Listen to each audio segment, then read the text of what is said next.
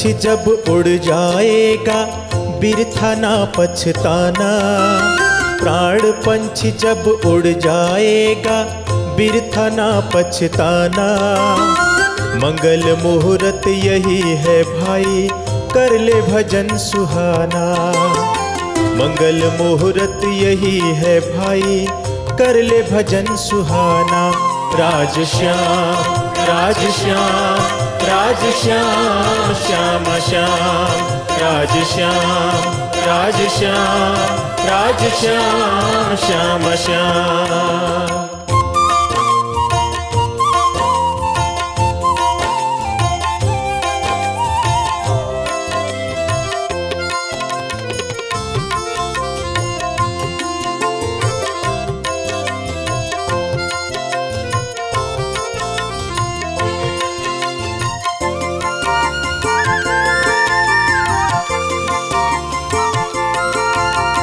तू करता सब मेरा मेरा सब है झूठ झमेला। तू करता सब मेरा मेरा सब है झूठ झमेला।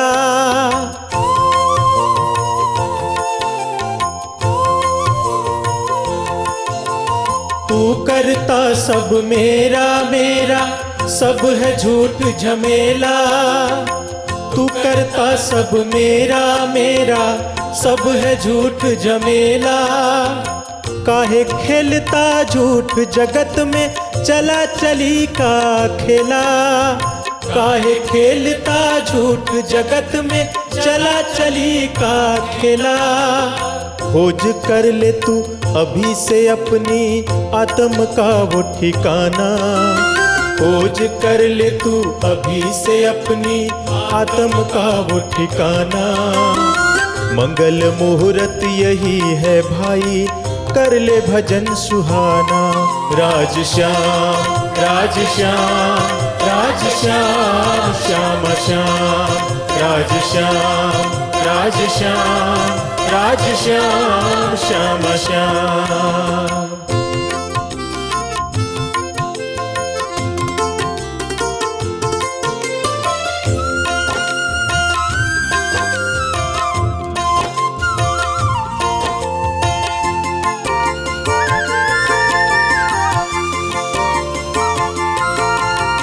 क्यों करता अभिमान तू अपने सुंदर रूप वदन का। क्यों करता अभिमान तू अपने सुंदर रूप वदन का।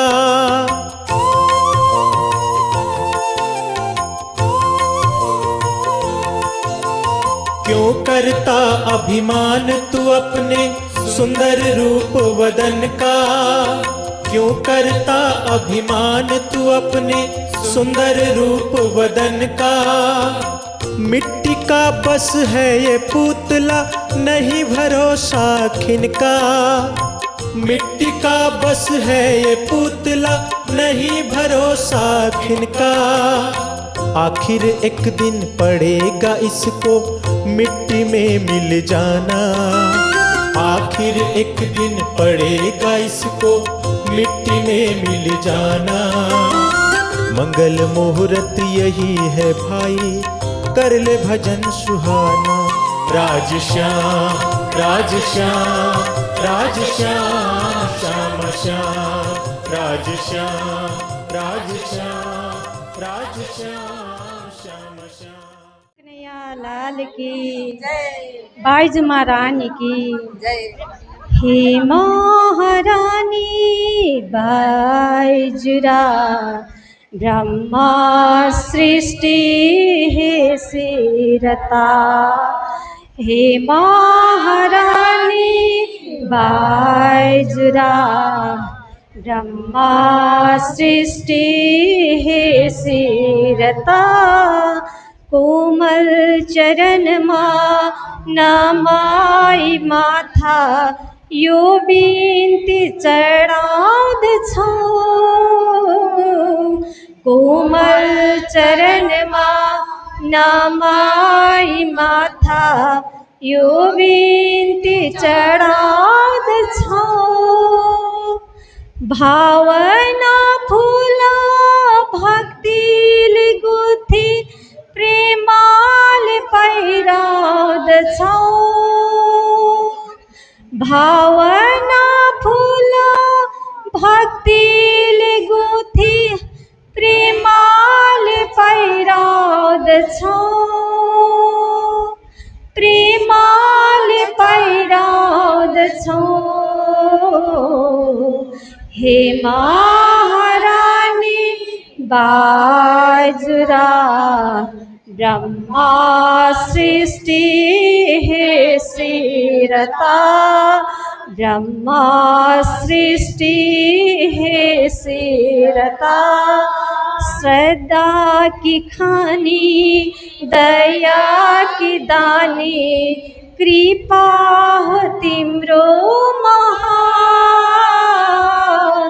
श्रद्धा की खानी दया की सानी कृपा हो तिम्रो महान ती दीन दुखी सुन्दर साथैलाई सम्झिने आफ्नै जहान सम्झिने आफ्नै जहान हे महारानी बाजुरा ब्रह्मा सृष्टि हे श्रीरता हे महारानी बाजुरा ब्रह्मा सृष्टि हे श्रीरता ती सुन्दर साथ दिन दुखीलाई जलपान दिएर नै ती सुन्दर साथ दिन दुखीलाई जलपान दिएर नै अकाल जीवन गुमाउनु पर्यो वियोगमा जलेर नै अकाल जीवन गुमाउनु पर्यो वियोगमा जलेर नै वियोगमा जलेर नै हे महारानी बाजुरा ब्रह्मा सृष्टि हे श्रीरता हे महारानी बाजुरा ब्रह्मा सृष्टि हे श्रीरता हे बाजु माता हौ पतिव्रता धर्मलाई चिनाउने हे बाजु माता हौ पतिव्रता धर्मलाई चिनाउने फुलबाईबाट तेजबाई बनी कर्मलाई दर्शाउने कर्मलाई दर्शाउने हे महारानी बाजुरा ब्रह्मा सृष्टि हे श्रीरता हे महारानी बाजुरा ब्रह्मा सृष्टि हे श्रीरता ब्रह्मा सृष्टि हे श्रीरता ब्रह्मा सृष्टि हे श्रीरता। बोले श्री बाइजू महारानी की। पूज्य गुरुजी एवं हाम्रो अर्को व्यास आसनमा बस्नुभएको भागवताचार्य महाराजी एवं आज हाम्रो बाइजुराज मण्डलीका सम्पूर्ण दिदीबहिनी लगायत हाम्रो महिला मण्डली दिदीबहिनीहरू सबैलाई मेरो कोटि कोटि दण्डवत प्रणाम। र आज हाम्रो बाइजुराज सिलिगुडी बाइजुराज सङ्गठनको वार्षिक जो स्थापना दिवस मनाउन गएका थियौँ र यो स्थापना दिवस हाम्रो आज 12 अगस्तको दिन हामीले स्थापना गरेका थियौँ र आज 2025मा हाम्रो 13वाँ वर्ष पूर्ण हुन गयो र आज यस पूर्ण सफलताको कामना गर्छौँ हामी कि आज जुन हामीले उद्देश्य लिएर बाइजुराजद्वारा हाम्रो पारायण पनि अति नै राम्रोसँगले सम्पन्न भएको हामी सबैमाथि खुसी जाहेर गर्छौँ र गुरुजीहरूलाई पनि हामी यस सम्पूर्ण दिदीबहिनीको तर्फबाट कोटि कोटि प्रणाम गर्दै र आज बाइजु महारानीको विषयमा 2 शब्द कोरेको छु। साथै उहाँको विषयमा भन्नु जाँदा त हामीले कहाँ पो सक्छौँ र उहाँको वर्णन गर्न यस कथन योग्य हाम्रो क्षमता छैन, तर पनि 2 शब्द लेख्ने दृष्टता गरे हजुरहरूले स्वीकार गरिदिनु होला। मेरो कविताको शीर्षक छ महान नारी श्री बाइजु महारानी। पवित्र आत्मा महान नारी उनी थिइन् श्री बाइजु महारानी। पवित्र आत्मा महान नारी उनी थिइन् श्री बाइजु महारानी। मङ्गलकारिणी आनन्ददायिनी सदा रहिन् ब्रह्मचारिणी। मङ्गलकारी आनन्ददायिनी सदा रहिन् ब्रह्मचारिणी। सेवामा निवृत्त श्री राजश्यामाजीको सदा पालनकारिणी। अनुग्रह रहो सदा हामीलाई सुन्न सकौँ उनको बानी। अनुग्रह रहो सदा हामीलाई सुन्न सकौँ उनको बानी। धर्मको अग्रज भएर नारी शक्तिलाई अगाडि बढायौ। धर्मको अग्रज भएर नारी शक्तिलाई अघि बढायौ। दिव्य ज्ञानको ज्योति जगाई धर्मको मार्ग देखायौ। धर्म र कर्मको भेद बताई जीवन सार्थक बनायौ। धन्य रहेछौ आज हामी तिम्रो शरणागत पायौ। धन्य रहेछौ आज हामी तिम्रो शरणागत पायौँ। अज्ञान हो अन्धकार छटपटाउँछन् आत्मा बेसारा बनेर। अज्ञान हो अन्धकार छटपटाउँछन् आत्मा बेसारा बनेर। फैलायो प्रकाश विश्व ब्रह्माण्डमा तारतम मन्त्रको दियो बालेर।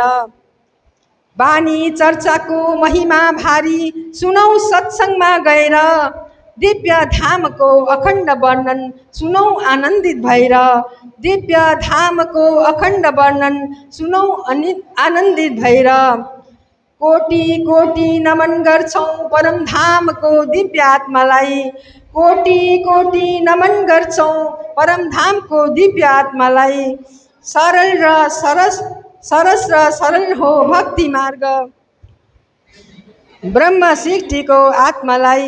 सरस र सरल हो ब्रह्म सृष्टि भक्ति मार्ग ब्रह्म सृष्टिको आत्मालाई। स्वीकार होस् प्रणाम हाम्रो सिलगढी श्री बाइजु सङ्घको। स्वीकार होस् प्रणाम हाम्रो सिलगढी श्री बाइजु राज सङ्घको।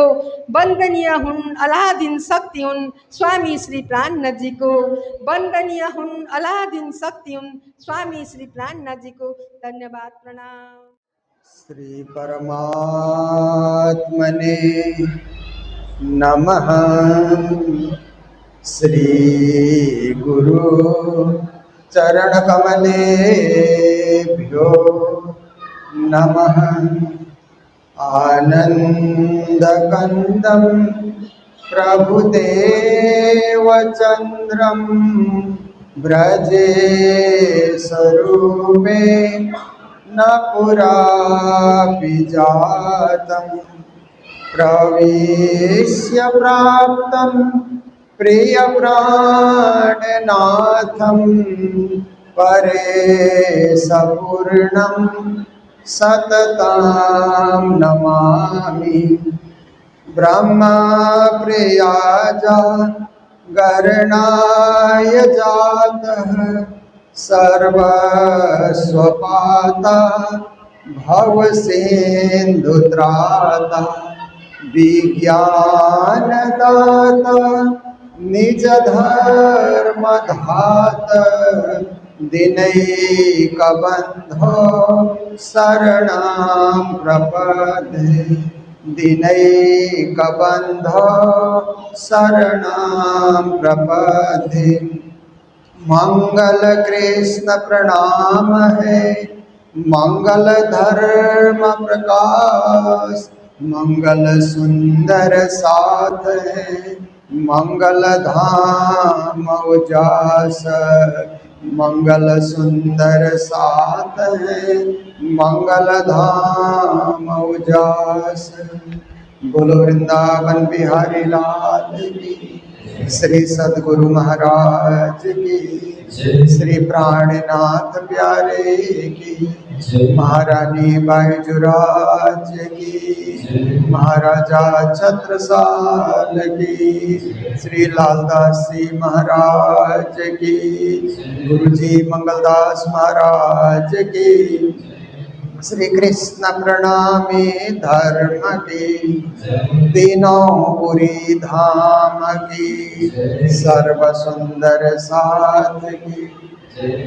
मेरे मन में बसे हो बसे रहना मेरे मन में बसे हो बसे रहना मेरे दिल में बसे हो बसे रहना मेरे दिल में बसे हो बसे रहना श्याम मेरे मन में बसे हो बसे रहना मेरे मन में बसे हो बसे रहना राज मेरे मन में बसे हो बसे रहना राज मेरे मन में बसे हो बसे रहना मेरे मन में बसे हो बसे रहना मेरे मन में बसे हो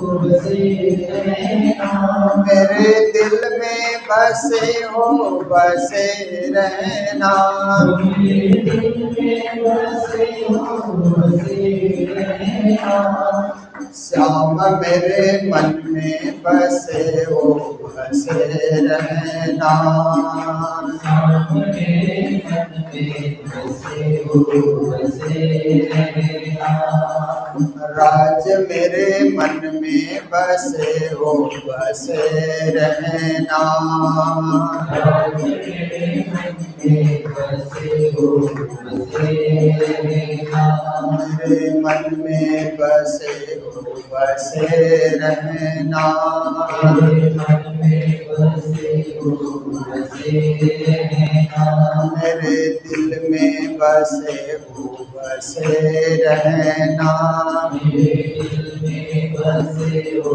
बसे रहना। बोलो सतगुरु महाराज की। श्रावण मास कथा सत्र, एक तरफ बरसात और दूसरी ओर ज्ञान की वर्षा, ज्ञान की चर्चा, ज्ञान का उपदेश।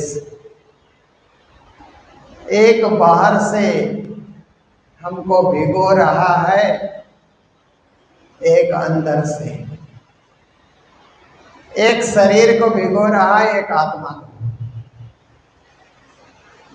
श्रावण मास की यही तो महिमा है। और समय में लोग पानी पानी पानी करते रहते हैं, फिर भी बरसात नहीं होती है।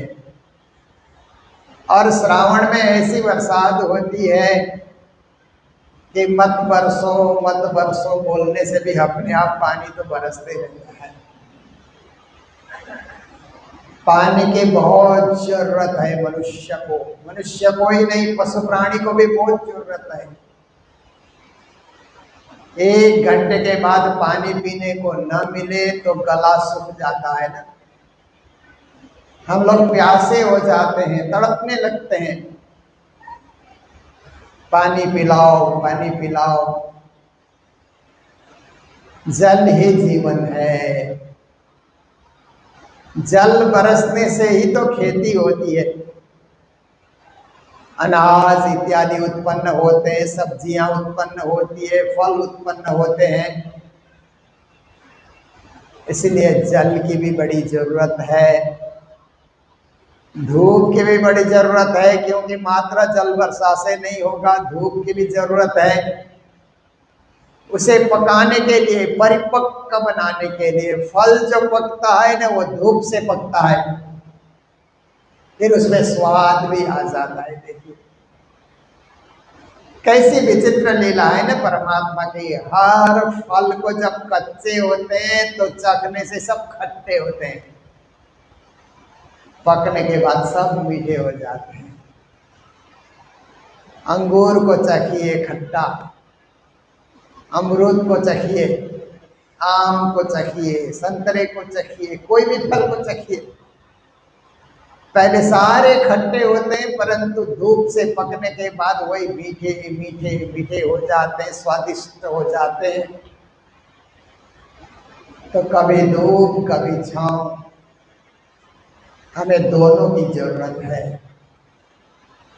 श्री प्राणनाथ जी महाराज की जागरी यात्रा पूरी होने वाली है, क्योंकि अब 17 मिल गए। प्राणनाथ जी ने तो भारत के सारे राजाओं को ललकारा कि राजा ने मलोरे राणे राय तणो धर्म जाता रे कोई दौड़ो, जागो ने जोदारे उठ खड़े रहो, नींद निगोड़ी रे छोड़ो। अरे भारत के राजाओं जागो, देश की रक्षा, धर्म की रक्षा, संस्कृति की रक्षा, इस भारत भूमि की रक्षा के लिए, क्योंकि भारत देश 1000 साल तक विदेशियों का गुलाम बना रहा। इसका एक ही कारण है कि हमारे राजा लोग संगठित नहीं थे, एक दूसरे के दुश्मन थे। तो विदेशियों ने आक्रमण किया तो सोचते मेरे दुश्मन कोई पर ही तो आक्रमण किया है, मैं तो सुरक्षित हूं। कुछ राजाओं ने तो विदेशी दुश्मनों को बुलाया भी और 1000 साल तक उनके दास बन करके, गुलाम बन करके जीते रहे। फिर भारतवासियों में क्या है, स्वराज का चिंतन शुरू हो गया कि हमारे देश में, हमारे देश का ही नेता राज करे। इसके लिए बड़ा भारी आंदोलन होला, कई लोग शहीद हो गए, तब जाकर के भारत आजाद हुआ है। और आज आजाद भारत में हम लोग जी रहे हैं। इसलिए हमें भी संगठित होकर के रहना है, देश के लिए, धर्म के लिए, संस्कृति के लिए, सभ्यता के लिए और समाज की रक्षा के लिए। तो प्राणनाथ जी महाराज कहते हैं, बात सुने रे बुंदे ले छत्रसाल ने, आगे आए खड़ा ले तलवार सेवा लई सारी, सिर खींच के साइये कीधा सेनापति सिरदार। प्राणनाथ जी कहते हैं, मेरी उस आवाज को, मेरे आह्वान को छत्रसाल ने सुना और तलवार लेकर के खड़े हो गए। मात्र तलवार लेकर के खड़े नहीं हुए, सारी सुंदर साज की सेवा को भी उन्होंने अपने सिर में उठा लिया। तो श्री जी कहते हैं, मैंने उन्हें सिरदार सखी के रूप में, अमीरुल मोमिन के रूप में, अमीरुल का तभी सिरदारी होता है, सिरदार सखी के रूप में, शाकुंतल सखी के रूप में मैंने उनको परखा। प्राणनाथ जी महाराज ने आशीर्वाद दिया, पहले दाता हम भय गुरु को दिनो शीश, पीछे दाता गुरु भय सब कुछ किन्नो बख्शिश। पहले गुरु शरण में जाकर के सिर झुकाने की आवश्यकता है, फिर गुरु दाता होते हैं तो सब कुछ बख्शिश करते हैं। गुरु अपने पास कुछ नहीं रखते, सब सुंदर साथ का है। गुरु का अपना कुछ नहीं होता है, सब सुंदर साथ के लिए होता है। श्री प्राणनाथ जी महाराज ने छत्रसाल जी को छत्ता के रूप में, महाराज के रूप में विभूषित करते हुए छत्रसाल जी ने प्राणनाथ जी को तिलक किया। प्राणनाथ जी ने छत्रसाल को तिलक करते हुए कहा, छत्रसाल छत्ता भय छिपे सबे सुल्तान। छत्रसाल को मैंने छत्ता बना दिया बुंदेलखंड के लिए। अब छत्रसाल का नाम सुन करके बड़े बड़े सुल्तान भी छुपने लगेंगे, कांपने लगेंगे। तो छत्रसाल के इस प्रकार की महिमा बढ़ने की बात बुंदेलखंड के और राजाओं ने सुना जो छत्रसाल से विरोध रखते थे। तो वे कहने लगे कि घर में एक साधु को बुला करके तिलक कराया और खुद महाराज घोषित हो गया। ऐसे कोई महाराज होता है, हमसे युद्ध करके तो देखे, युद्ध में विजयी होगा तभी छत्रसाल महाराज कहलाएगा। दुनिया में किसी की उन्नति पे ईर्ष्या करने वाले बहुत होते हैं। शत्रु को पैदा करना नहीं पड़ता है, अपने आप पैदा हो जाते हैं। आप अच्छा काम करते चलिए, शुभ काम करते चलिए, पर कहीं ना कहीं आपके दुश्मन, आपके शत्रु आपकी बुराई करते हुए मिलेंगे। जिनके घर में जाकर के आपने एक गिलास पानी भी नहीं पिया है, ऐसे लोग भी आपसे दुश्मनी रखते हैं। ये दुनिया में मित्रता और दुश्मनी रखना ये संसार के लोगों का स्वभाव होता है, अपने आप ही वो स्वभाव प्रकट हो जाता है। तो छत्रसाल जी ने कहा श्री जी का आशीर्वाद रहेगा तो युद्ध करके भी मैं महाराजा के रूप में प्रतिष्ठित बन जाऊंगा। जहाँ प्राणनाथ प्यारे हैं और प्राणनाथ जी का आशीर्वाद है तो मुझे कोई चीज की कमी नहीं है। बीतेगा 39 लगेगा 40 तब कोई होशी मर्द मर्द का सेला, नानक गुरु दिखावे साईं सच सच दी बेला। गुरु नानक ने अपने गुरुवाणी के अंतर्गत एक चौपाई लिखी है कि 39वां साल बीतेगा और 40वां साल लगेगा तो एक मर्द गुरु का मर्द शिष्य बनेगा। सिख लोग इसका अपना ही अर्थ करते हैं, पर हमारे लालदास जी ने गुरु ग्रंथ साहिब के इस चौपाई को पीतक में जोड़ करके कहा कि प्राणनाथ जी जैसे मर्द गुरु के, छत्रसाल जैसे मर्द मतलब समर्थ चेले हो गए। गुरु नानक की वाणी को भी साकार कर दिया गया। तो इसके बाद श्री प्राणनाथ जी महाराज की आरती तो पहले ही उतारी गई, कल आप श्रवण कर चुके हैं। भोग धराया गया, बाई आंख मेरी बेरे बेरे फरके जिया रखो मेरो भारी, अनइंचित कलियुग निकंदन आए श्री नित्य विहारी। तो ऐसा करके तन मन धन से किया सब निछावर, हाथ जोड़ ठाड़े भय सिफत भई सब ऊपर। छत्रसाल जी ने कहा हे प्राणनाथ जी महाराज, मैंने मेरा तन, मेरा मन, मेरा धन सब कुछ आपको अर्पण किया है। अब आप चाहो वैसा मैं करूंगा, मैं मेरे मन से कुछ नहीं करूंगा क्योंकि मैं आपका हो गया। गुरु शिष्य धर्म में क्या कहा जाता है? गुरु को, शिष्य को ऐसा चाहिए गुरु को सब कुछ दे, गुरु को ऐसा चाहिए शिष्य से कुछ न दे। कैसी बड़ी बात है, कैसी विचित्र बात है कि शिष्य धर्म कहता है कि गुरु को सब कुछ चढ़ा दो, गुरु धर्म कहता है कि शिष्य से कुछ न लो। तो प्राणनाथ जी ने भी कहा छत्रसाल तुमने मुझे सब कुछ चढ़ाया, सब कुछ मेरे को अर्पण किया, मैं तुझे ही बख्शिश करता हूं। इस राज्य का संचालन तुम्हें ही करना है। मुझे राज्य का संचालन करना होता तो जामनगर का दीवान था मैं भी कोई दिन। मैंने गुरु आज्ञा सिरोधार्य करके सब कुछ छोड़ दिया, सब कुछ त्यागा धर्म के लिए। इसलिए ये जो शासन व्यवस्था है ये तुझे ही संभालना है, पर इतना समझ करके संभालो कि मैंने गुरु को चढ़ाया है तो मोह ममता से रहित हो जाओगे। देखिए ये मेरा है ऐसा सोच करके नहीं, ये गुरु का है। फर्क होता है ना।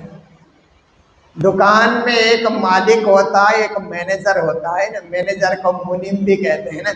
दोनों व्यापार करते हैं, दोनों ग्राहक से पैसा भी लेते हैं, दोनों पैसा गिनते भी हैं, हिसाब भी रखते हैं। पर शाम होते होते दोनों में फर्क क्या होता है? कि मुनीम सब कुछ हिसाब करके मालिक को सौंप करके घर चला जाता है। नफा हो तो मालिक का, नुकसान हो तो मालिक का। मुझे तो वेतन जो मिलना है उतना ही मिलना है। और मालिक क्या करता है, नफा हो तो खुश हो जाता है, नुकसान हो तो दुखी हो जाता है। तो ज्ञानी जन कहते हैं कि सब परमात्मा को चढ़ा दो, नफा नुकसान परमात्मा को चढ़ा दो, खुद मुनीम बन करके बस अपना गुजर बसर करते रहो तो आप सुखी रहोगे।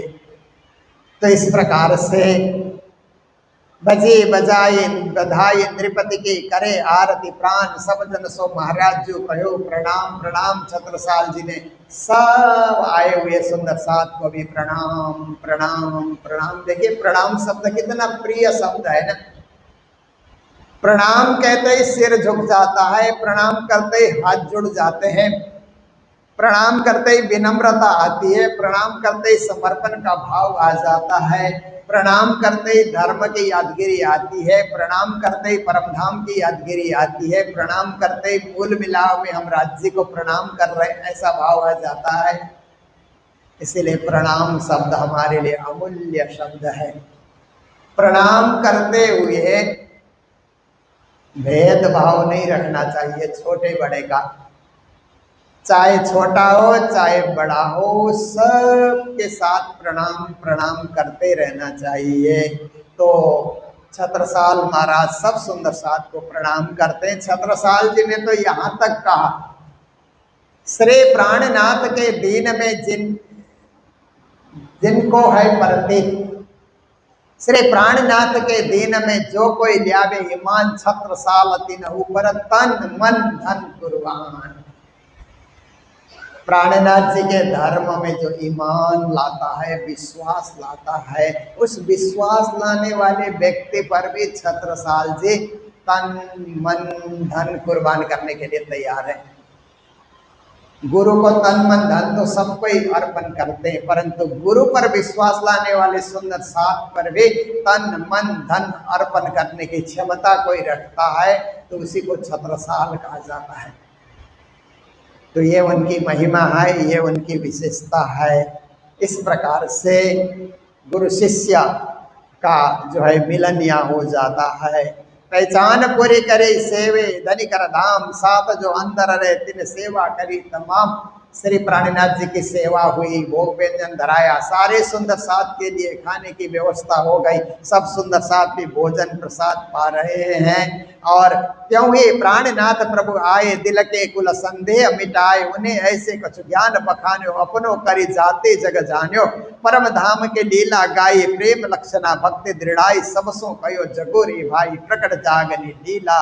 आए प्राणनाथ जी अब जागनी लीला, जो नौतनपुरी से एक लीला और एक प्रचार को लेकर के चले हैं, अब पन्ना में जा कर के उसे विश्राम करना चाहते हैं, उसे पूर्ण रूप देना चाहते हैं, उसे परिपुष्ट करना चाहते हैं।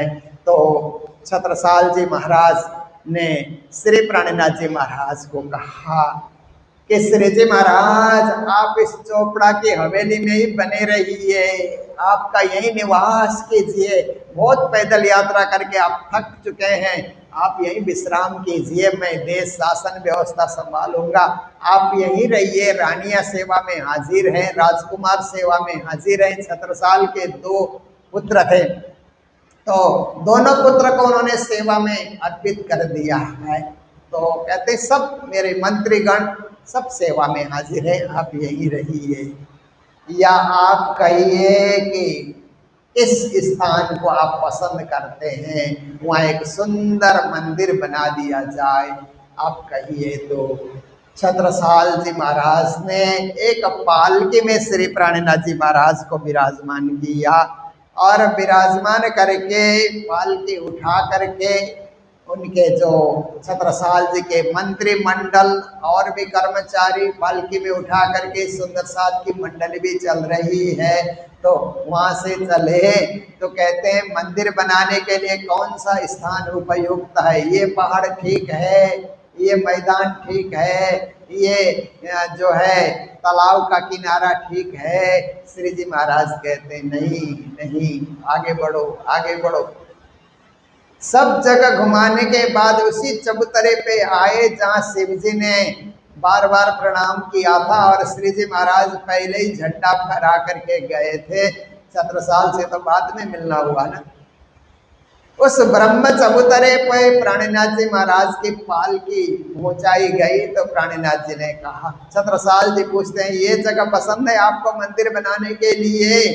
हाँ, ये जगह मुझे पसंद है, और छत्रसाल तुमसे मिलने से पूर्व ही मैंने यहाँ पर धर्म का झंडा फहरा दिया है। झंडा गाड़ियो प्रेम को चौदिस पियू पियू होय, ना जाने इस झुंड में कौन सुहागिन होए। तब मैंने कहा था इस बुंदेलखंड की जमात में कोई मुझे सुहागिन सखी मिलेगी, सो तुम मिल चुके हो। इसलिए मेरे लिए यहीं पर एक सुंदर मंदिर का निर्माण किया जाए। प्राणीनाथ जी का आदेश हुआ और छत्रसाल जी ने उसी चबूतरे पे एक सुंदर बंगला मंदिर बना करके तैयार किया, और वहां पर प्राणीनाथ जी महाराज प्रवेश करते हैं तो उसका नामकरण किया गया श्री 5 पद्मावतीपुरी धाम।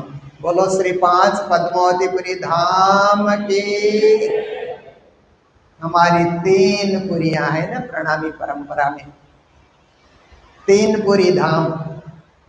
हम एक साथ तीनों पुरी धाम की जय ऐसा जयकारा रोज लगाते हैं, पर उसके पीछे क्या है कि सबसे पहले श्री 5 नौतनपुरी धाम, फिर श्री 5 महामंगलपुरी धाम, फिर श्री 5 पद्मावतीपुरी धाम। आज पद्मावतीपुरी धाम में जागनी यात्रा पहुंच चुकी है, तो तीनों पुरी धाम के हम एक साथ जयकारा लगाते हैं। बोलो श्री 5 नौतनपुरी धाम की, श्री 5 महामंगलपुरी धाम की, श्री 5 पद्मावतीपुरी धाम की।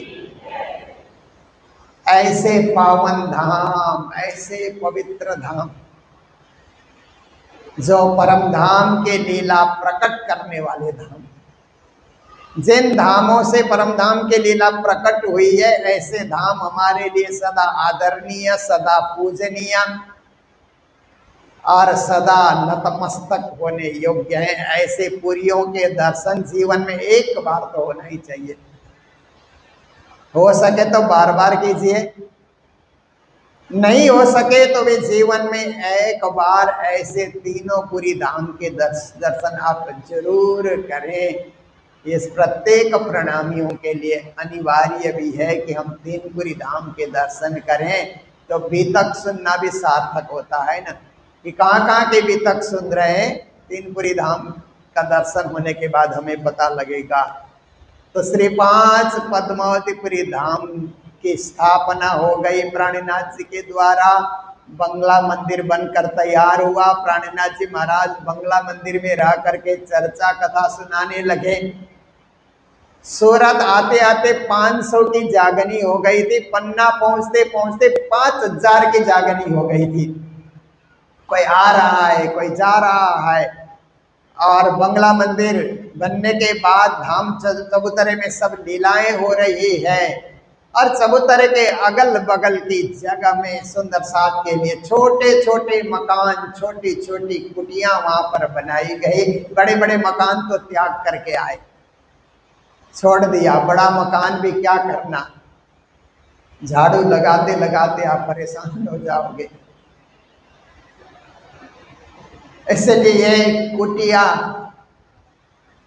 कुटिया जो है ना, क्योंकि अब उन्होंने सोचा कि अब केवल भजन करना है तो बड़ा मकान किस लिए, छोटा स्थान हो, छोटी सी कुटिया हो, वहीं बैठे और भजन भक्ति करते रहें, श्री प्राणनाथ जी की सेवा करें, धर्म की सेवा करें। तो आए हुए सुंदर साथ जो स्थायी रूप से श्री जी के साथ रहने के लिए आए, उन्होंने अपने अपने कुटिया रहने के लिए अगल बगल में बनाई उन लोगों ने, और श्री जी की सेवा में हाजिर होते हैं।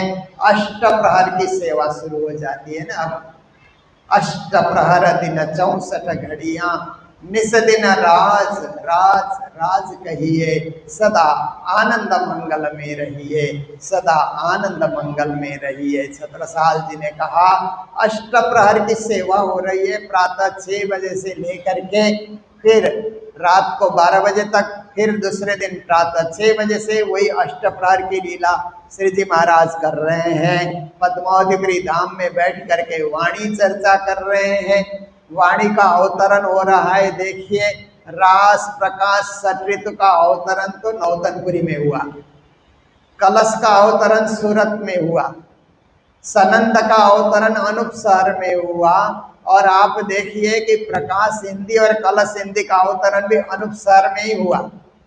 किरंतन का अवतरण यात्रा में जहां जहां जाते रहे सब जगह किरंतन की चौपाइयां उतरती रही। उसके बाद खुलासा का अवतरण रामनगर से शुरू हुआ, पन्ना में पूरा हुआ। खिलवत, परिक्रमा, सागर, श्रृंगार, सिंधी, मार्फत, ये सारे ग्रंथ का अवतरण बंगला जी मंदिर में पद्मावतीपुरी धाम पन्ना में हुआ। क्यामत नामा का अवतरण चित्रकूट में होता है। इस तरह प्राणनाथ जी महाराज की वाणी का अवतरण हुआ 18,758 चौपाई। तो श्री प्राणनाथ जी महाराज अब बंगला मंदिर में विराजमान होकर के चर्चा कर रहे हैं। 6 महीने व्यतीत हो गए और सब कोई कहते हैं प्राणनाथ मन भायो आदि मोहे, प्राणनाथ मन भायो विंध्याचल पर्वत के ऊपर सुंदर धाम सुहायो, आली मोहे प्राणनाथ मन भायो। आली का अर्थ होता है सखी, सखी मोहे प्राणनाथ मन भायो, आली मोहे प्राणनाथ मन भायो। तो इस प्रकार से 6 महीने व्यतीत हो गए। तो फिर क्या होता है कि श्री प्राणनाथ जी ने एक दिन लालदास जी को कहा कि लालदास, ये बादशाह औरंगजेब को संदेशा तो देते रहना चाहिए, भूलना नहीं चाहिए। जरा हुसैनी तफसीर खोलो, कुछ बताओ मुझे। तो लालदास जी और प्राणनाथ जी पास में बैठ करके उस पे कुछ देख रहे थे, चर्चा वार्ता कर रहे थे। कुछ सुंदर साथ अगल बगल में थे, शांत होकर के बातचीत लालदास जी और प्राणनाथ जी की हो रही थी परस्पर। तो छत्रसाल जी महाराज दर्शन करने आए। छत्रसाल जी ने भी क्या किया कि अब चोपड़ा मंदिर से गुमट बंगला आने में रानियों को बड़ा लंबा चलना पड़ता था।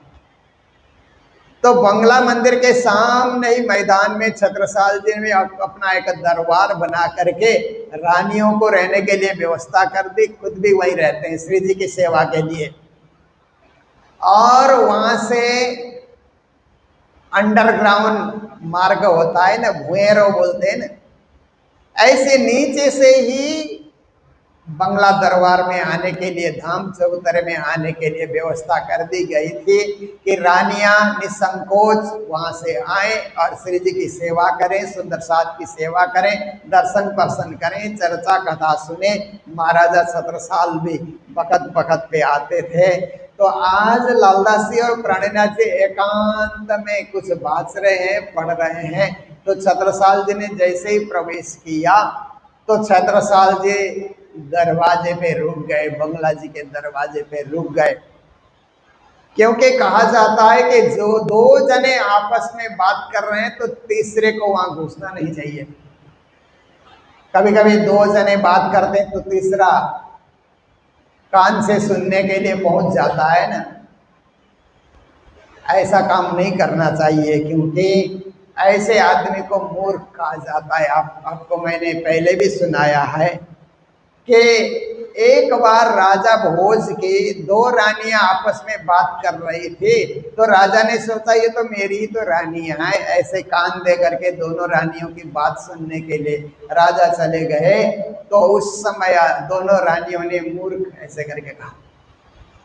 राजा भोज को बड़ा दुख हुआ, मेरी रानियां मुझे मूर्ख कह रही हैं, क्या बात है। तो दूसरे दिन राज्यसभा शुरू होने का वक्त आया। तो सारे प्रतिष्ठित विद्वान राज्यसभा में एक एक करके प्रवेश करने लगे। तो कालिदास जी बहुत बड़े संस्कृत के प्रकांड विद्वान थे, वो भी प्रवेश करने लगे। तो राजा भोज ने कालिदास के प्रवेश करते ही मूर्ख ऐसे करके कहा। तो उस समय कालिदास ने कहा, खादन न गच्छामि असन्न जल्पे गतम न सोचामि कृतम न मन्ये। द्वाभ्याम तृतीयो न भवामि राजन किम कारणम भोज भवामि मूर्खा। हे राजा भोज, आपने मुझे किस लिए मूर्ख कहा? खादन न गच्छामि, मैं खाते हुए घूमता नहीं हूँ। आजकल वो बूफे करते हैं ना, वो हिंदू संस्कृति नहीं है। खाते हुए घूमना ऐसा नहीं, खाना चाहिए आराम से टिक करके आप खाइए, खाते हुए चलना नहीं चाहिए। और बात करते करते हंसना नहीं चाहिए। कुछ लोग क्या है, आधी बात करते फिर हंसते हैं, आधी बात समझ नहीं आती है। ऐसे कोई कार्य हो जाता है तो ज्यादा शोक भी नहीं करता हूँ कि ये कार्य मैंने ऐसा क्यों किया करके। गतम न सोचम कृतम न मन में, कोई कार्य हो जाता है तो मैंने किया। कुछ लोगों की आदत होती है ना, कुछ लोगों की आदत क्या होती है कि कोई कार्य सफल होता है तो मैंने ही कहा था, ऐसा बोलते हैं। और कोई कार्य असफल होता है तो मुझे पूछते ही नहीं बोलते। फिर दोनों तरफ से मैं यहाँ, मुझे पूछते ही नहीं बोलते हैं। और हो गया तो हाँ मैंने ही कहा था उनको। तो ऐसी बात होती है। तो राजा भोज कहते हैं, कालिदास कहते हैं कि राजा भोज ऐसा भी मैंने नहीं किया है।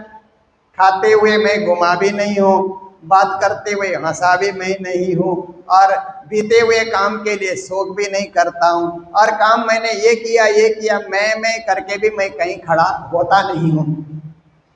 द्वाभ्याम तृतीयो न भवामि राजन, दो जने गप कर रहे हैं तो तीसरा बीच में मैं घुसता भी नहीं हूँ।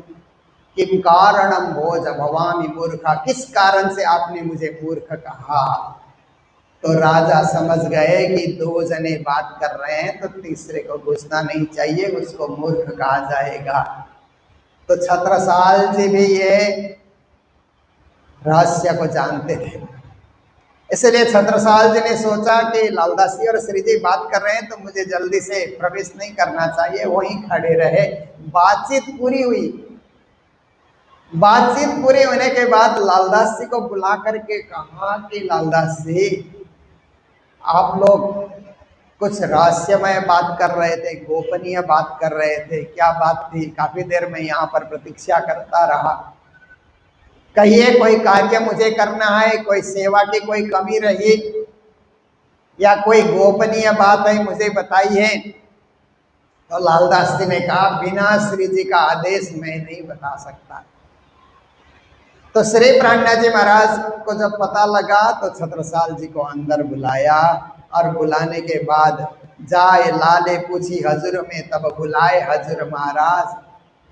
कही ये बात कुरान के तुमसो छिपाई लो आज छत्रसाल। मैं वेद वेदांत और पुराण भी पढ़ता हूँ, और बखत बखत पे कुरान भी पढ़ता हूँ। या पुराण एक पागत दो परमान, या के मगज मायने हम पास अंदर आए के खोले प्राणनाथ। मैं प्राणनाथ हूँ तो विश्व के सारे धर्म ग्रंथों का रहस्य मुझे खोलना है। सारे धर्म ग्रंथों में एकता की बात मुझे ढूंढनी है, और सारे विश्व को मुझे पूर्ण ब्रह्म परमात्मा की पहचान बतानी है। इसलिए मैं इन मुगलों को भी समझाने के लिए कुरान कतेब धर्म ग्रंथ पढ़ता हूँ। यही हम लोग पढ़ रहे थे, और आपसे 6 महीने तक हमने छुपा करके रखा। पर मेरा उद्देश्य है कि औरंगजेब को भी जगाया जाए, उसको भी संदेश दिया जाए, और बहुत सारे मुगल जो है शासक हैं उनको भी जगाया जाए। ये मेरा विशेष उद्देश्य है। तो कहा कि जैसे गीता भागवत में ब्रह्म सृष्टि का प्रमाण मिलता है परमहंस के रूप में, ऐसे ही कतीब धर्म ग्रंथ में भी मोमिन के रूप में ब्रह्म सृष्टि की पहचान दी गई है। इसलिए इन सब चीजों को उजागर करने के लिए हम अध्ययन कर रहे थे। तो उसी समय ये बात सुन राजा कि आप हुए खुशाल, जाहिर किया दिन को बख्शी किताब हाथ। छत्रसाल जी भी ये बात सुन करके गदगद हो गए। ओहो, इसका मतलब है कि सारे धर्मों में एक ही बात लिखी हुई है। इससे तो हमारे बुंदेलखंड में भी बहुत से मुस्लिम जनता है, उनको भी जगाया जा सकता है, उनको भी पूर्ण ब्रह्म परमात्मा की पहचान दी जा सकती है। इसलिए इसको तो प्रकट करना चाहिए, छुपा करके नहीं रखना चाहिए। विष तदो जगजार भाई नफा न किसी को देवे कोई, ले हृदय हाथी के पाए छत्रसाल यूं कहे बजाय छत्रसाल जी ने कहा। इसको तो जोर शोर से प्रचार करना चाहिए, छुपाने की बात नहीं है। तो सब धर्मों में एकता की बात है, तो कहा कि ये तो मान्य बात है। फिर प्राणीनाथ जी को विजयाभिनंदन निष्कलंक बुधावतार की पदवी मिली थी। तो एक तरफ इमाम के रूप में भी प्राणीनाथ जी का प्रचार हो रहा है जब से दिल्ली में हैं। तो श्री प्राणीनाथ जी महाराज के अंतर्गत इमाम की शक्ति भी है, निष्कलंक बुधावतार की शक्ति भी है, जिन्हें बुद्ध अवतार या कल की अवतार या बुद्ध और कल की का मिश्रित अवतार के रूप में भी देखा जाता है शास्त्रों की दृष्टि से। तो छत्रसाल जी महाराज मान गए, पर छत्रसाल के जो दीवान थे, बल दीवान, उन्होंने कहा कि महाराज आप ऐसे ही मान गए। प्राणनाथ जी ने कहा आप मान गए, ऐसा नहीं, शास्त्रार्थ कराया जाए, बड़े बड़े मौलवियों को बुलाया जाए, बड़े बड़े पंडितों को बुलाया जाए, शास्त्रार्थ कराया जाए। अगर शास्त्रार्थ में प्राणनाथ जी विजयी होते हैं तो फिर उस बात को स्वीकार किया जाए, मान लिया जाए। तो फिर बल दीवान ने महबा नाम के स्थान से, काजी मुल्ला वहाँ पर बहुत रहते थे, तो वहाँ से बल दीवान ने फिर शास्त्रार्थ करने के लिए एक काजी को वहाँ से बुलाया, अब्दुल रसूल को वहाँ से बुलाया, और आया काजी महब का नाम अब्दुल रसूल। 3 से 3 चर्चा भाई कुरान की मकबूल, वो भी बड़ा ज्ञाता कुरान का, सब कुरान मुझे कंठस्थ है बोल करके अहंकार दिखाते हुए आया। तो आने के बाद फिर श्री प्राणीनाथ जी महाराज और उसके बीच में शास्त्रार्थ होना है। प्राणीनाथ जी ने लालदास जी को आगे किया कि शास्त्रार्थ में तुम बातें करो। तो बातचीत चली, कुरान में जो भी है, जो ला इल्ला इल्लल्लाह है, उसको 4 अक्षर अक्षरातीत त्रिदेव को, ब्रह्मा विष्णु महेश को, अब क्या है कि अजराइल अजाजिल मेकाइल, 7 स्वर्ग 7 लोक को 14 तबक की बात वहाँ पर कर दी गई। फिर नासुत मलकुत जबरुत लाहुत, पृथ्वी लोक, वैकुंठ लोक और अक्षरधाम परम धाम, ये सारी बातें जो कुरान में पुराण में है, समन्वयात्मक ये सब बातें होने के बाद फिर उनको पूछा गया अब्दुल रसूल को कि कितने प्रकार के पैदाइश सृष्टि कुरान में बताई गई है, आप बताओ। वो कहता है कि 5 प्रकार की पैदाइश कुरान में बताई गई है। तो बताने के लिए बताता है वो कि एक तो खुदा के दाहिने हाथ की पैदाइश है, फिर बाएं हाथ की पैदाइश है, फिर उसके बाद कहता है इब्तदाई की पैदाइश है, खिलकत की पैदाइश है और कुन की पैदाइश है। कुल मिलाकर के 5 भाग की पैदाइश है।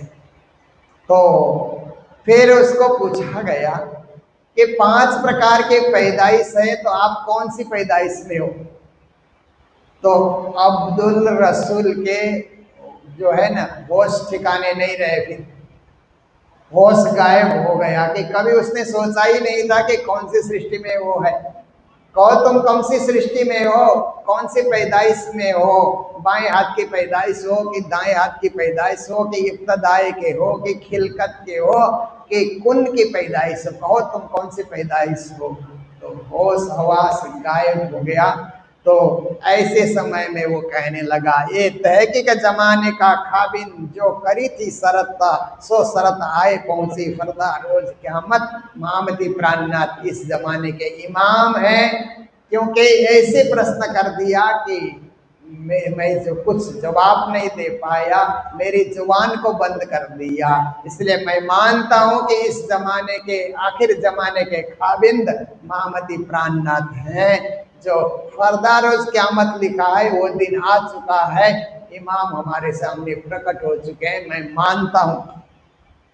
बल दीवान ने कहा यहाँ से थोड़ी दूर चले जाओगे तो फिर बात बदल दोगे, इसीलिए कुरान को सिर में रख करके कहो कि यही आखिरी इमाम है। तो बोलता है बलदेवान जी मुझे कंठस्थ है कुरान, मैंने सिर पे ही रखा हुआ है, मैंने मान लिया कि आखिर जमाने के काबिल यही है।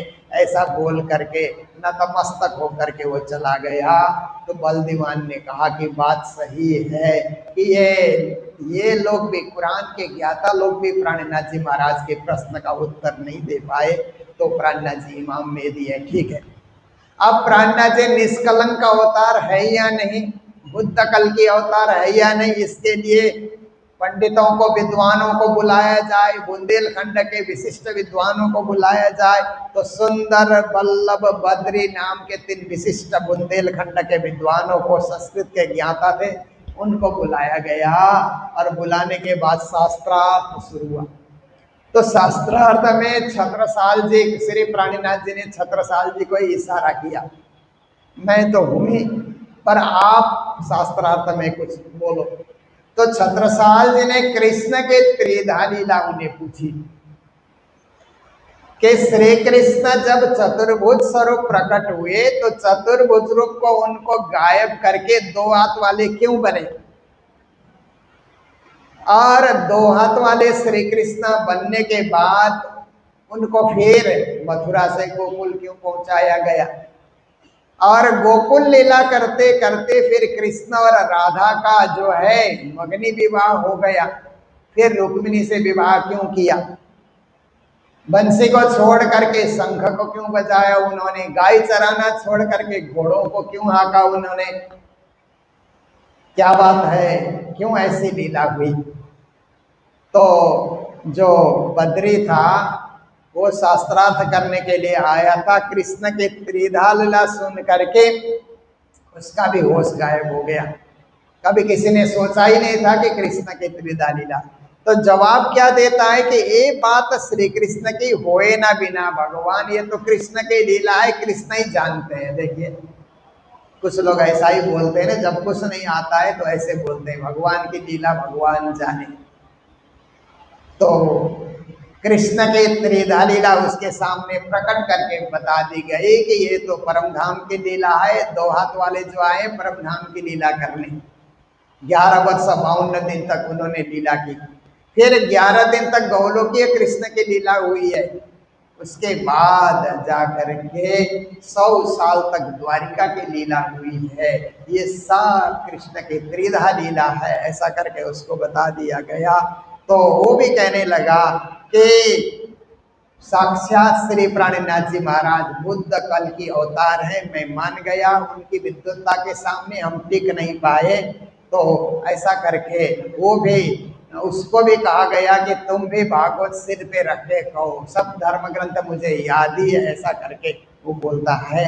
तो हार करके जब वो चला गया तो दूसरे जो पंडित थे सुंदर और वल्लभ नाम के पंडित, वो कहते हैं कि अरे बद्री तो जीत करके आया कि हार करके, मैं तो हार स्वीकार करके आया हूँ, धिक्कार है तुझे, और प्रश्न हम बना के देते हैं, जाकर के फिर से शास्त्रार्थ करो। तो दोबारा वो शास्त्रार्थ करने के लिए आया तो छत्रसाल जी ने कहा भागो, एक बार हार चुके हो और प्रतिज्ञा कर चुके हो, फिर दोबारा आते हो, शर्म आनी चाहिए तुमको। बुंदेलखंड में इन तीनों पंडित को कोई पगड़ी नहीं बांधेगा, कोई सम्मान नहीं देगा। सुंदर, वल्लभ, बद्री भले मिले कलिमाई, 14 विद्या निपुण है पर एक को जानत नहीं। 14 विद्या के ज्ञाता है पर एक श्री कृष्ण को नहीं जानते, तो क्या जाना। खटांगादि वेदों, सटांगादि वेदों मुखे शास्त्र विद्या कवितादि पद्यम सुपद्यम करोति, यशोदा किशोरे मनोभैन लग्नम ततः किम ततः किम ततः किम ततः किम।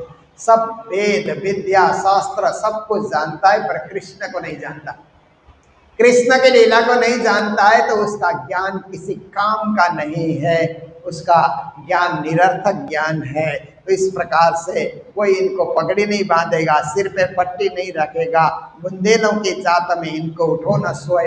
ये पंडित 3 आएंगे तो बुंदेलखंडी कोई नहीं उठेगा, ऐसा छत्रसाल महाराज ने कह दिया। अपमानित हो जाते हैं। और फिर क्या किया कि बद्री ने सोचा मैं तो अपमानित हो गया, पर मेरे लड़के को मैं काशी भेज करके ऐसा पढ़ाऊंगा, ऐसा मैं पढ़ाऊंगा, मेरा लड़का एकदम विद्वान बन करके आएगा और छत्रसाल और प्राणनाथ जी से शास्त्रार्थ करके उनको परास्त करेगा। तो अपने बेटे को उसने पढ़ने भेजा, जिसका नाम था ब्रिजभूषण। बहुत पढ़ करके आए ब्रिजभूषण जी भी, पर ब्रिजभूषण जी जब पढ़ करके आए तो प्राणनाथ जी का तो धाम गमन हो गया था। छत्रसाल जी मिले, छत्रसाल जी से थोड़ी सी बातें की तो छत्रसाल के चेले बन गए हो और पूरी उन्होंने बीतक लिखी है। लालदास जी के बीतक के बाद ब्रिजभूषण जी की बीतक अत्यंत प्रसिद्ध बीतक है प्रणामी समाज में। वो बद्री के ही बेटे थे ऐसा बताया जाता है। देखिए लीला कैसी होती है और किसकी आत्मा कहाँ जा करके किससे जगती है। तो इस प्रकार से फिर क्या हुआ कि समय व्यतीत होता गया। तो उस समय क्या है कि भजन किरंतन होत है रात दिन, सुनत मोक्ष फल पाए, आलि मोहे प्राण नाथ मन भाए।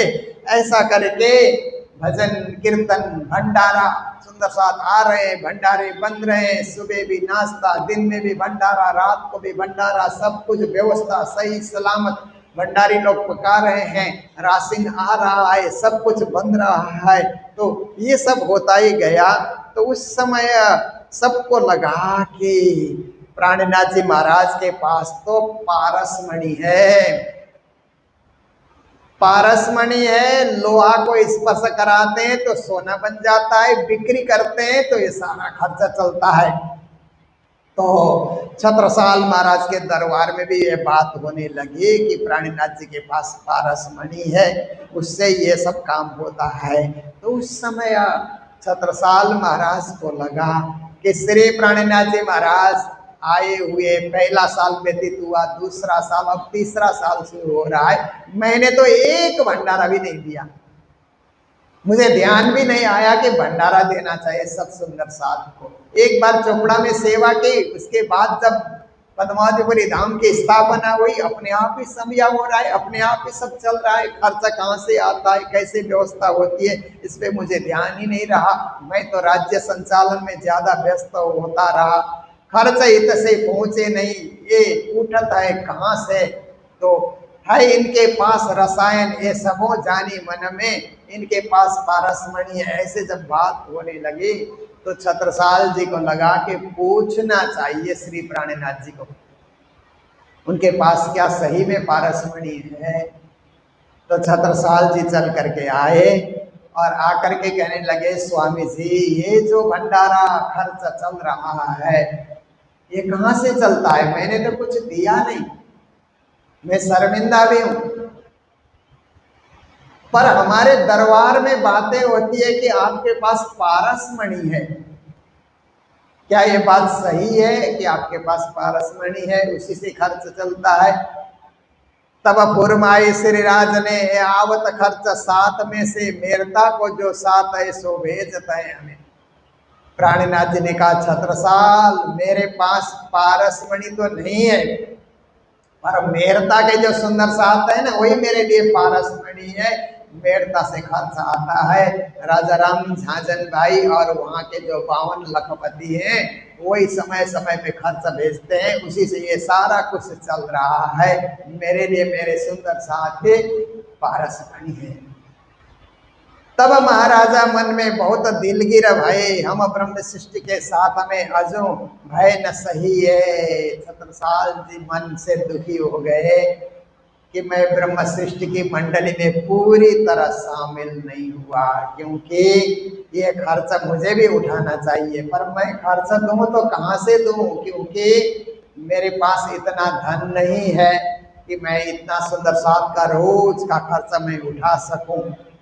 तो निराश होकर के दरबार के एक कोने में कोप भवन बना हुआ था, क्योंकि राजा लोग दरबार में एक कक्ष ऐसा बनाते थे, कभी राजा को गुस्सा आया तो वहां जाकर के 2-4 घंटे बैठे, जब गुस्सा उतरे तो आकर के फिर काम संभाले। रानियों को भी कभी गुस्सा आता था तो कोप भवन में जाकर के बैठते थे, जब गुस्सा उतरे तो फिर आकर के अपना काम करे। तो वो भवन में जाने के बाद फिर मनोहार करने के लिए, खुश करने के लिए जाना भी होता था, कि आप राजी होइए, आइए, क्यों नाराज हैं, गुस्सा को कम करिए। ऐसा करके उनकी प्रसन्नता की बातें भी होती थी। छत्रसाल जी जा करके बैठे, भोजन का समय हो गया, रानियां बुलाने गई तो मानते ही नहीं, सुनते ही नहीं। क्या बात का दुख है आपको महाराज, बताइए ना, हम तो रानियां हैं, हम लोग भी तो कुछ उपाय ढूंढेंगे। नहीं, तुमसे कुछ नहीं होगा, तुम लोगों को बताना ही नहीं है। नाराज होकर के बैठे हुए हैं। तो फिर उनके मंत्री बल दीवान को रानियों ने कहा कि दीवान जी आप ही जाकर के महाराज को मनाइए। सुबह से कुछ खाया नहीं पिया नहीं, उन्होंने कोप भवन में बैठे हुए हैं। तो बल दीवान गए और छत्रसाल जी से मिले, कहते हैं कि आप क्यों नाराज हैं आज? कहा दीवान जी, मुझे ऐसा बताया गया था कि प्राणनाथ जी के पास पारस मणि है, पर वो नहीं है। वो तो उनके जो सुंदर साथ है मेरता के, वहां से खर्च भेजते हैं। मुझे सुन करके बड़ा दुख हुआ। मैं उनके पास बैठा हूं, मैं खर्च नहीं भेज सकता, दे नहीं सकता, और इतना दूर राजस्थान से खर्च उनका आता है। इसलिए मुझे दुख है कि मैं भी कुछ दे सकूं, देने की क्षमता मेरे में आ जाए। ये सोच सोच करके मैं यहाँ पर बैठा हुआ हूँ। तो बल दीवान ने कहा प्राणनाथ जी का आशीर्वाद है आपके ऊपर, छोटे छोटे राजा रजोटा से युद्ध करने चलिए, सेना सजा करके निकलते हैं, वहां विजय प्राप्ति करेंगे और कर वसूल किया जाता है उससे सुंदर साथ का खर्चा उठाएंगे, प्राणनाथ जी का सबका खर्चा उससे उठाएंगे। आप यहाँ निराश होकर के बैठे रहेंगे तो समस्या का हल नहीं होगा। चलिए युद्ध करने के लिए, युद्ध लड़ते हैं, बुंदेलखंड में विजय प्राप्ति करते हैं। प्राणनाथ जी का इतना बड़ा आशीर्वाद है, तो ऐसे आप क्यों निराश होकर के बैठते हैं? तो छत्रसाल जी वहां से उठ करके आए।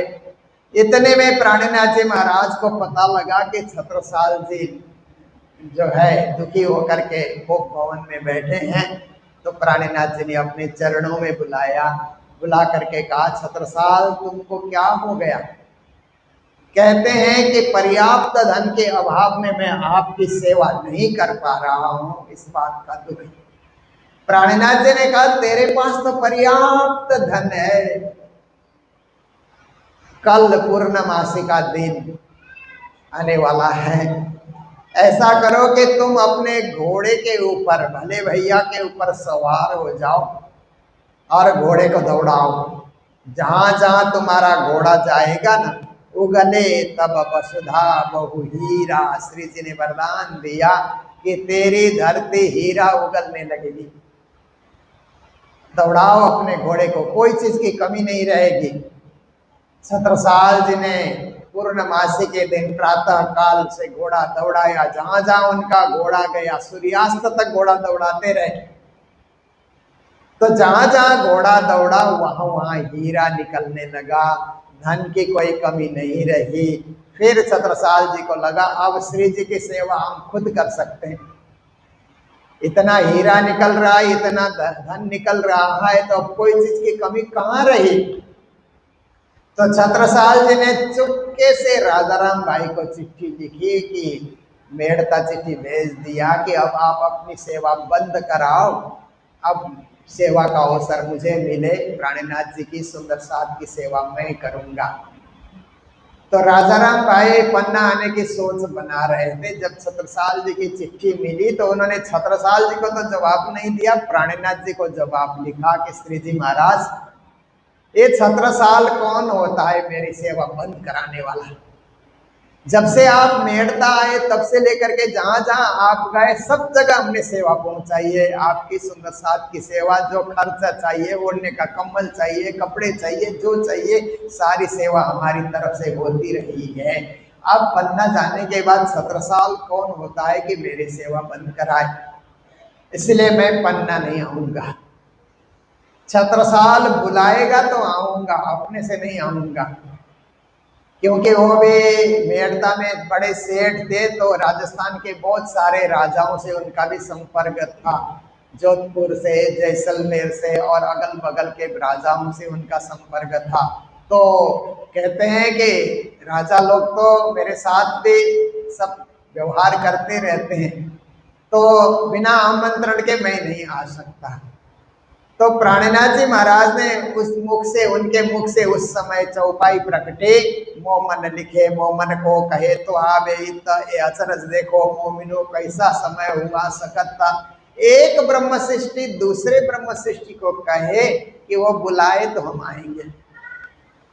देखिए सुंदर साथ के घर में कोई कार्यक्रम हो रहा है ना, तो सुंदर साथ को बुलाना नहीं, बिन बुलाए भी आप जा सकते हैं।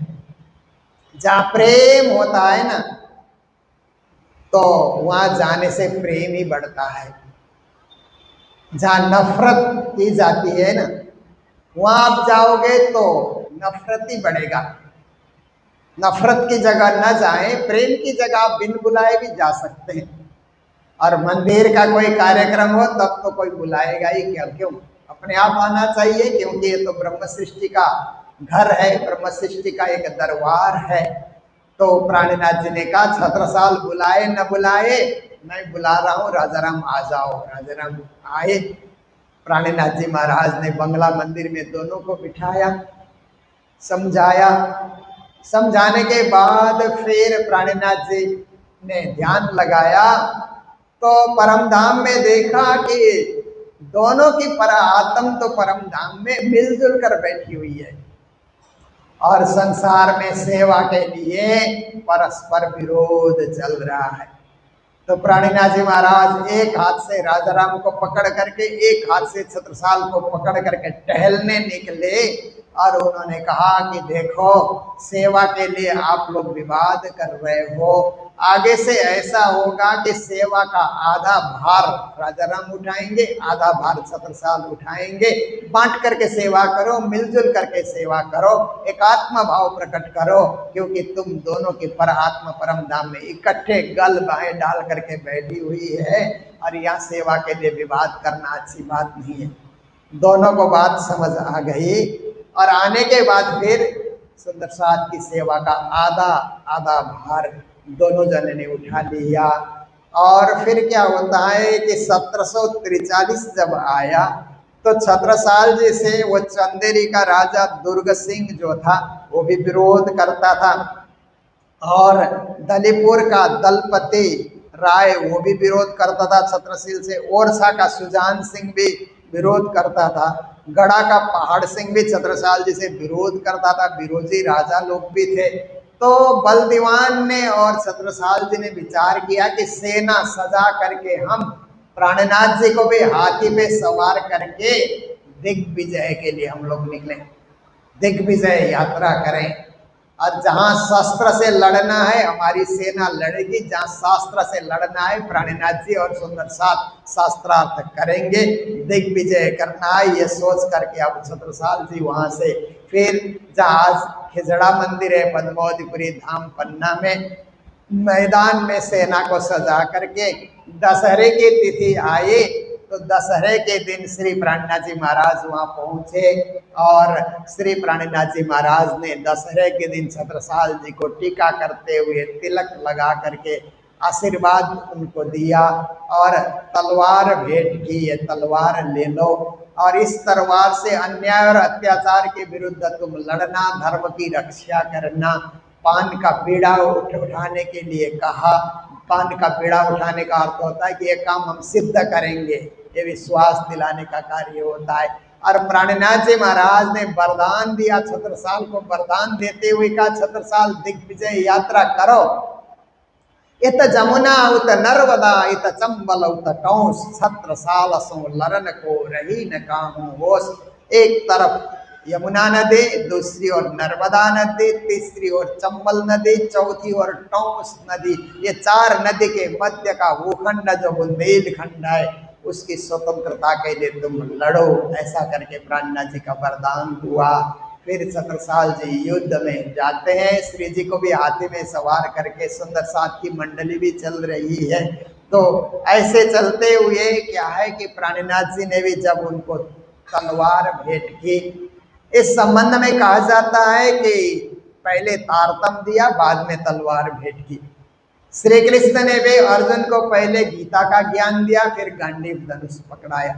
क्योंकि ज्ञान प्राप्ति के बाद जो हथियार लेता है ना, हथियार से समाज की सुरक्षा करता है, समाज को संरक्षा देता है। बिना ज्ञान के हथियार उठा करके चलेगा तो समाज का नुकसान भी कर सकता है। इसलिए पहले ज्ञान, फिर उसके बाद लड़ने के लिए हथियार। वो लड़ाई लड़ने के लिए नहीं है, समाज को सुरक्षित रखने के लिए, समाज को सुव्यवस्थित रखने के लिए। तो इस प्रकार से छत्रसाल जी अब दिग्विजय यात्रा के लिए निकल रहे हैं। तो ये प्रसंग कल आप सबके समक्ष रखा जाएगा। पद्मावतीपुरी धाम की महिमा और आपके समक्ष रखी जाएगी। और कल के ही दिन प्रथम प्रहर की सेवा, श्री प्राणनाथ जी महाराज के अष्ट प्रहर में से प्रथम प्रहर की सेवा भी कल के दिन रखी जाएगी। उसके बाद दूसरे प्रहर की सेवा, फिर राजभोग की सेवा होगी। तो कल के दिन तो नहीं, परसों के दिन राजभोग की सेवा होगी। तो उस दिन यहाँ 56 व्यंजन लगेंगे। तो आप लोगों को जो जो मिठाइयाँ बनाने की कला है ना, दिवाली के लिए बनाते हैं, शादी ब्याह के लिए बनाते हैं, परसों के रोज राज्य के लिए मिठाइयाँ आप लोग बनाएंगे और डब्बे में भर भर करके ले आएंगे। जिसको जो बनाना आता है आपके हिसाब से, जो आप सही ढंग से बना सकते हैं, वो राज्य के भोग धराने के लिए लाएंगे। तो कल एक दिन आपको और समय मिल रहा है। राजभोग के दिन, परसों के दिन यहाँ 56 भोग आएंगे। 56 से ज़्यादा भी आएंगे तो और खुशी की बात होगी। भोग धराया जाएगा, उसके बाद प्रसाद वितरण किया जाएगा। ये पहले से ही आप लोगों को पूर्व सूचना देते हुए आज के प्रसंग को जय जयकार के साथ यहीं विराम दे रहे हैं।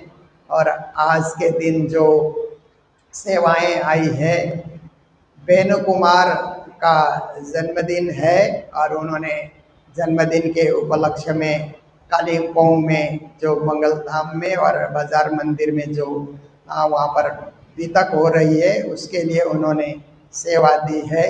और पूजा शाह ने भी कालिम्पोंग के लिए मंगल धाम और मूल मंदिर बाजार और इच्छे मंदिर के लिए भी सेवाएं दी है। उन सभी को मंगल बधाई।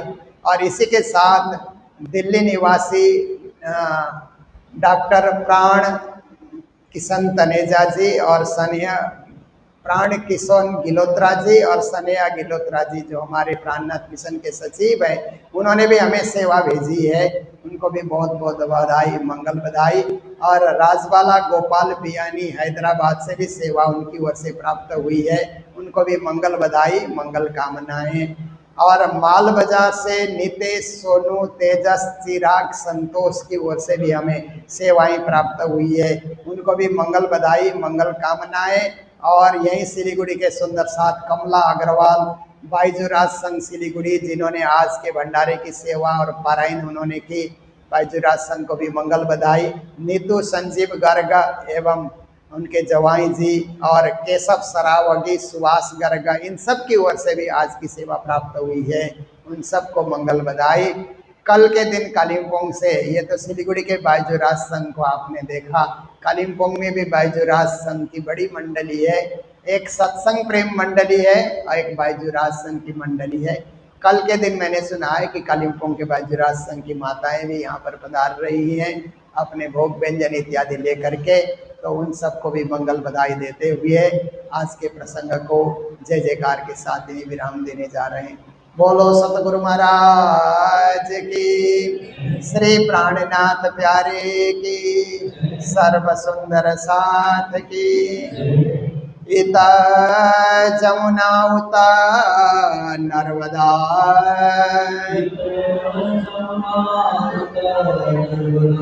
इता चंबल उतटोसा, छत्रसाल सो लरन को, रहे न काहू होसा, रहे न काहू होसा। बोलो श्री प्राणनाथ प्यारे की, श्री धाम के धनी की, प्रणाम।